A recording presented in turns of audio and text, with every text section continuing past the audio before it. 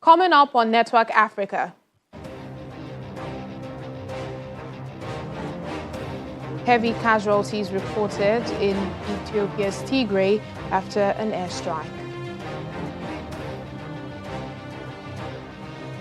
World powers meet in Berlin to discuss the Libya crisis. Plus,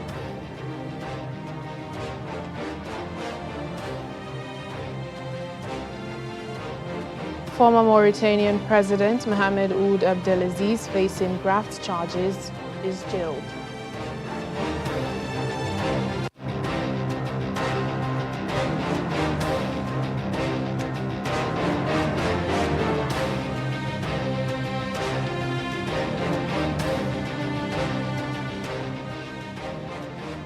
Hello and welcome to the program. I'm Layo Adegoke.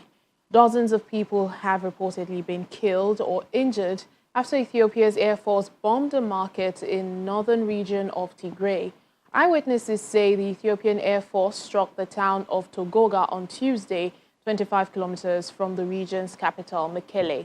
While the Ethiopian military denies targeting civilians, it says it carried out the strikes to neutralize terrorists. Tigrayan rebel forces are said to have made advances in recent days. Thousands of people have been killed and millions others displaced after conflicts erupted almost 8 months ago in the region.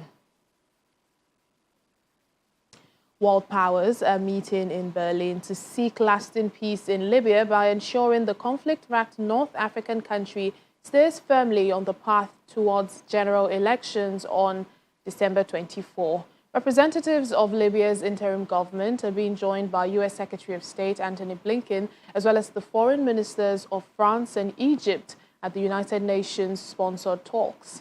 The efforts to end a decade-long spiral of violence in Libya is the second round in Berlin after the first attended by the presidents of Turkey, Russia, and France in January 2020.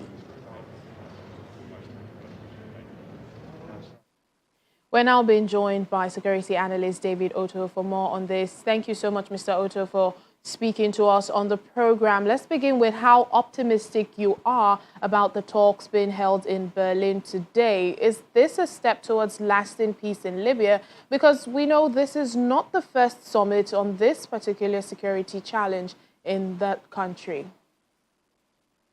Yes, you're very correct. This is not the first summit towards lasting peace. But as you know, Libya is a very important country, especially as it borders with the Sahel. And, you know, the crisis has been going on there for a very long time. There is still continuous fighting. So I think one may not actually know which conference will bring a lasting solution. So even though previous conferences have failed, we still have to be able to be optimistic and see if this is the conference that will resolve the problem. But one needs to go into the nitty-gritties of that. Now, in going into the nitty-gritties, just like you have said, looking at the last summit and this one, would you say there's been any significant improvement in the country? Yes, you're very correct. There hasn't actually been a significant improvement. There were three areas which the Berlin conference lastly talked about. I mean, they talked about the setting a track towards political stability, economic, reviving the economy, but also looking into military issues. And one of the conclusions from there was to come up with an interim government, a unity government. And of course, this unity government was formed between the government of National Accord, which is based in West Tripoli, and also the Libyan National Army, which is controlled by Khalifa Haftar in the east. Of course, they have now agreed to form a Libya interim government under, a Prime Minister, Abdul Hamid Deibe. But one of the biggest issues that they are facing is that, they still have failed to remove foreign mercenaries. And, the planned elections, doesn't seem to be very stable. So I think this is one of the areas where, the conference will focus on at this point in time. Well, you just mentioned foreign mercenaries, and that takes me to my next question to you. Ahead of Wednesday's talks, German Foreign Minister Heiko Maas reminded participants of pledges made last year for an end to international meddling and for foreign fighters or troops to withdraw. Now, do you think this is what is, needed to resolve this conflict? I think that's a very big issue because a lot of for example, the Libyan National Army is backed by the UAE, is backed by Russia, Egypt. We also know about Sudan, Sudanese foreign fighters from Chad, and also from Syria. But again, the Libyan the government accord, the government of national accord in Tripoli, they too are backed by Turkey, by the UN. They are supported by France, of course, by the United States. So it is very difficult, to see how, any of these sides, especially the Libyan National Army, will drop, its foreign fighters. What is actually happening now, Layo, is that each side is asking the other to drop, to remove their foreign fighters first in order for them to follow suit. So there is a headlock on that. But again, we're not just talking about foreign fighters. We're talking about military governments that, again, are backed, aligned to one side or the other. We're talking about the presence of terrorists, the presence of criminal gangs. So this is a very challenging period.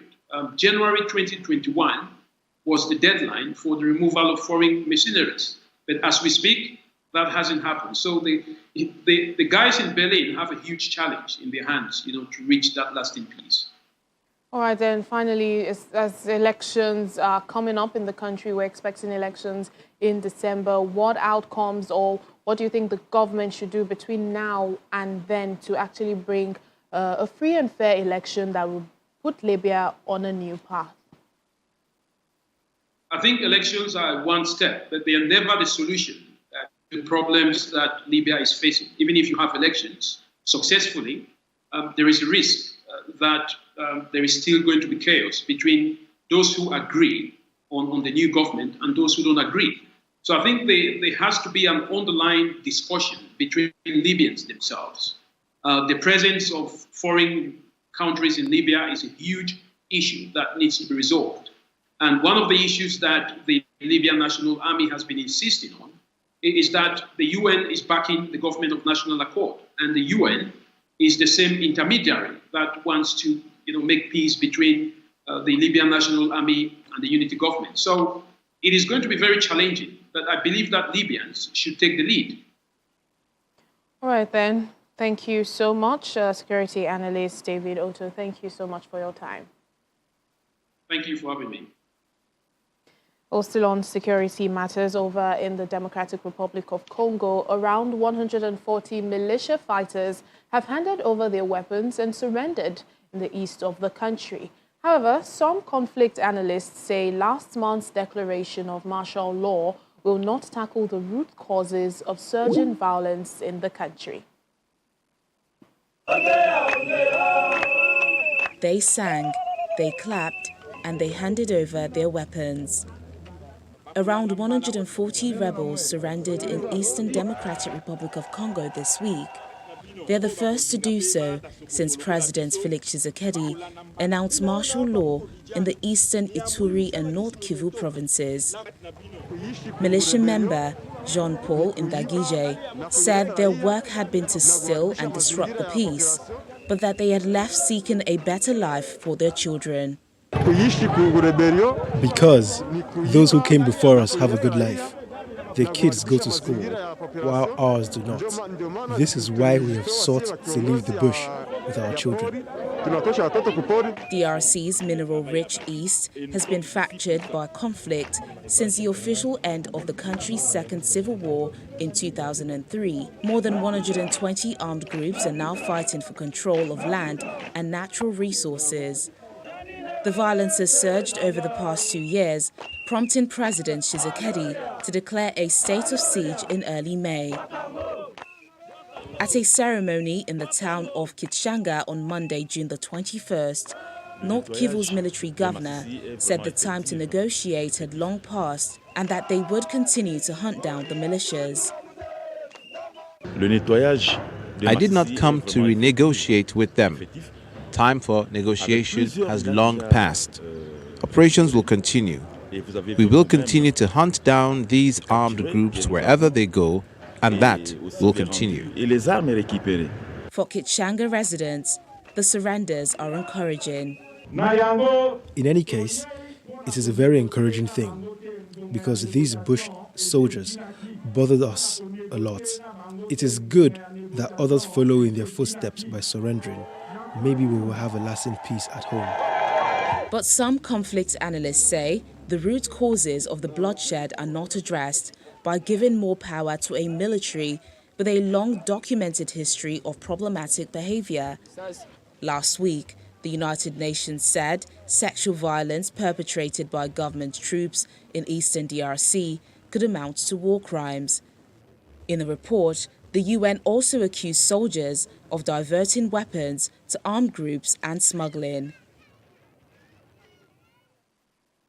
A new United Nations report has found that grave violations against children in conflict remain alarmingly high, with the coronavirus pandemic increasing their vulnerability to abduction, recruitment, and sexual violence. In its annual Children and Armed Conflict report, the UN says at least 19,379 children affected by war in 2020 were victims of grave violations.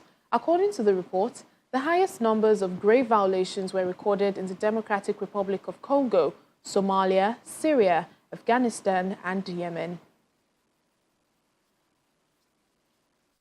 Children can no longer be the last priority of the international agenda, nor the least protected group of individuals in the planet. We need to give children an alternative to violence and abuse.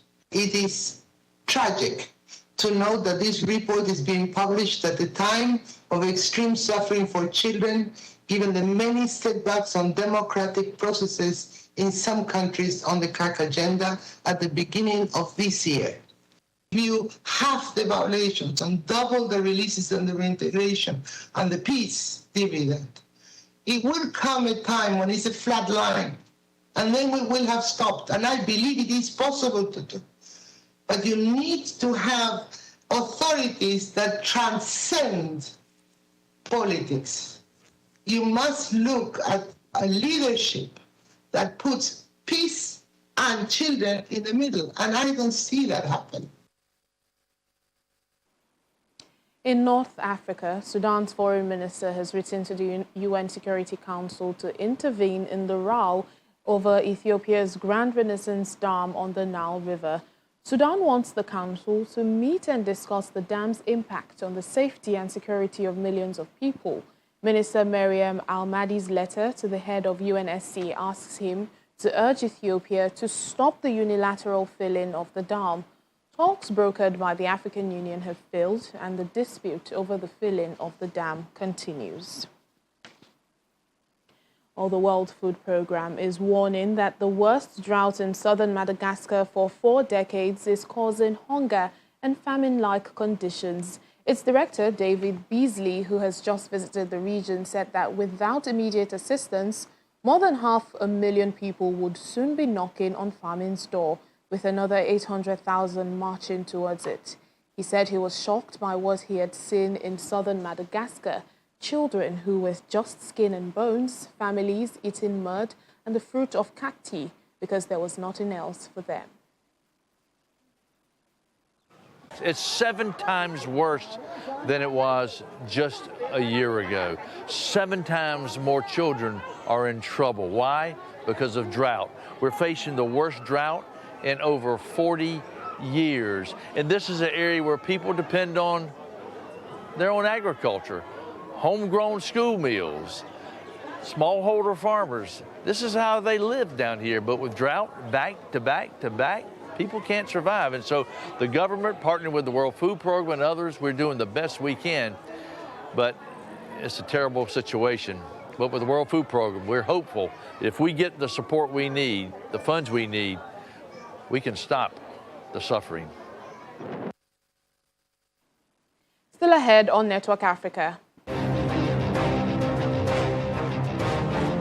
We join art enthusiasts here in Nigeria at the Kaduna Fashion and Art Exhibition. Please stay with us for more details on CAFAT 2021.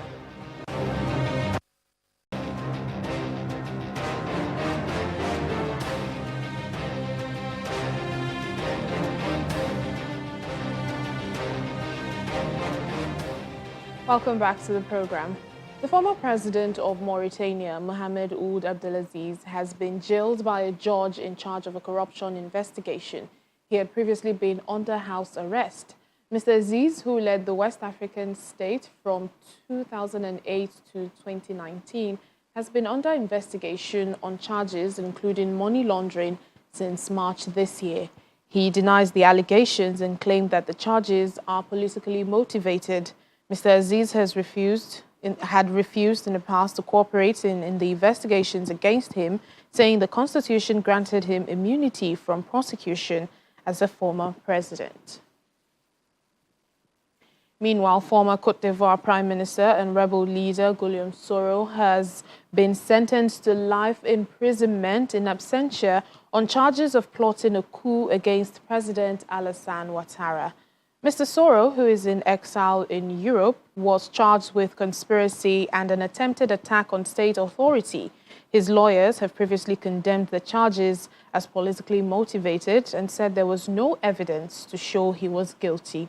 The case had raised tensions in a country still recovering from a brief civil war a decade ago, during which Mr. Soro led the rebels that swept Ouattara to power after a disputed election. Mr. Soro went on to serve as Prime Minister and Speaker of Parliament under Alassane Ouattara, but the two men later fell out as the president made clear he would oppose Soro's own presidential ambitions.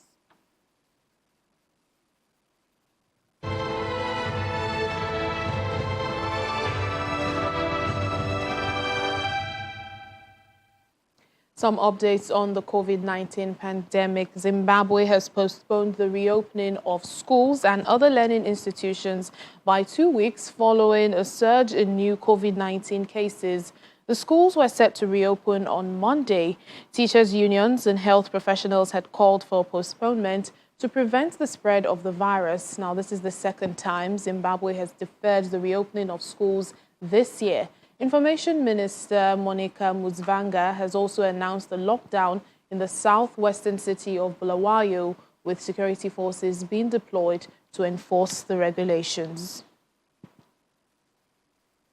In a boost to the African Union's targets to vaccinate 60% of the continent's population by 2022, the World Bank and the AU have announced a partnership to support the Africa Vaccine Acquisition Task Team initiative. The world body will be helping with resources to allow countries purchase and deploy vaccines for up to 400 million people across Africa. This extraordinary regional effort complements the COVAX scheme and also comes at a time of rising COVID-19 cases in the region. The big announcement is that there is a new partnership between the African Union and the World Bank to provide desperately needed vaccines to the African continent. We have worked together to see how the contract that the African Union concluded with Johnson & Johnson, namely to provide 400 million doses, and these are single-shot doses, to the continent. These doses need to be financed, and here the World Bank is coming in with the full financing. There is urgency to act. There is an urgency to acquire vaccines, and this is a very concrete move that will provide real relief to the countries, and this is done in partnership with the relevant African authority, African Union, African CDC, as well as African Economic Commission. And I think that is great because this allows us to have built on the networks, the negotiations of the African Union and the firepower of the World Bank to make real results on the ground. And speaking of vaccines, the Director General of the World Health Organization, Dr. Tedros Ghebreyesus, and South Africa's President Cyril Ramaphosa have announced that South Africa will be hosting a technology transfer hub for coronavirus vaccines to scale up production, information, and education. President Ramaphosa says that this is the first step towards Africa producing its own vaccines in the future. Our South Africa Bureau Chief Betty Dibia reports. South Africa has been at the front of calls for boosting not just Africa's access to vaccines, but also Africa's capacity to produce such vaccines on the continent. The Director General of the WHO, Dr. Tedros Ghebreyesus, announced what has been done about this. Today, I'm delighted to announce that WHO is in discussions with a consortium of companies and institutions to establish a technology transfer hub in South Africa. The consortium involves a company called African Biologics and Vaccines, which will act as the hub both by manufacturing mRNA vaccines itself and by providing training to a second manufacturer called BioVac. The BioVac Institute, based in Cape Town, South Africa, is a public-private sector partnership between the South African government and the Johannesburg Stock Exchange-listed BioVac Consortium, formed in 2003 to establish local vaccine manufacturing capability. An excited President Cyril Ramaphosa lauded the development, but added that the journey does not stop there, a view shared by his French counterpart. Through this initiative and others, we will change the narrative of an Africa that is a center of disease and poor development.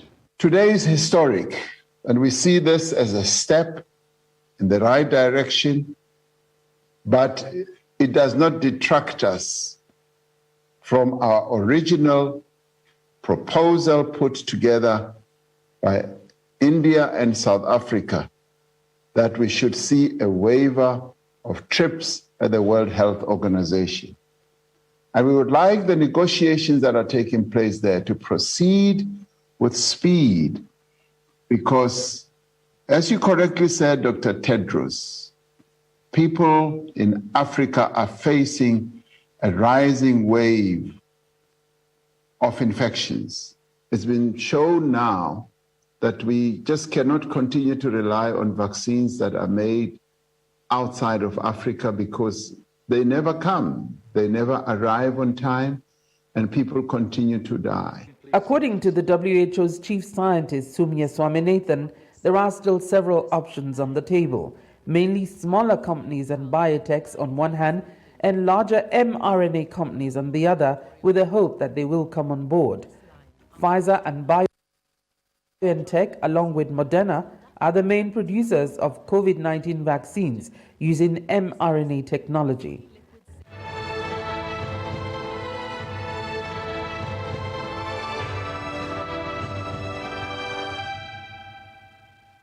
We end the program in Kaduna State, northwest Nigeria, where art enthusiasts gather to showcase northern creativity at the Kaduna Fashion and Art Exhibition.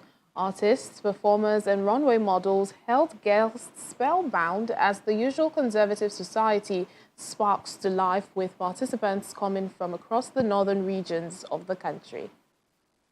Graphic arts, performing arts, abstract art, and fashion are all on showcase at the second installment of the Kaduna Fashion and Arts Exhibition. In what is a sharp contrast to the heart-wrenching news of banditry and kidnapping in the northwestern part of the country, CAF Arts has provided young northern creatives a hub to showcase and flip the script about the northern narrative. We're trying to show how, African cultures have really evolved over time and how, they are right now, how they are being interpreted right now. Because, obviously times now are different from times then. Like the time now is different from then. So we're trying to show the, incorporation of the influences that have affected, the culture, the African culture now. Like, we're trying to show how they've adopted other cultures to transform into, the modern Africa, because, the world is slowly becoming, in fact, it is a global village now. Everyone's adopting each other's cultures. So we're showing how, with time, like right now, this century, how African cultures are modern art, modern fashion, translating, African culture in clever ways, This canvas has become a channel of communication in a society that is heavily conservative and sensitive along religious and cultural lines. I think it's hard to express yourself in the north here because everybody is touchy about their core beliefs. You understand? But like when I try to express myself by painting, I don't really think about what other people will think. I just express myself before I think about. Regardless, young art enthusiasts are making the most of the opportunity they have, with new converts getting introduced to putting brush on canvas.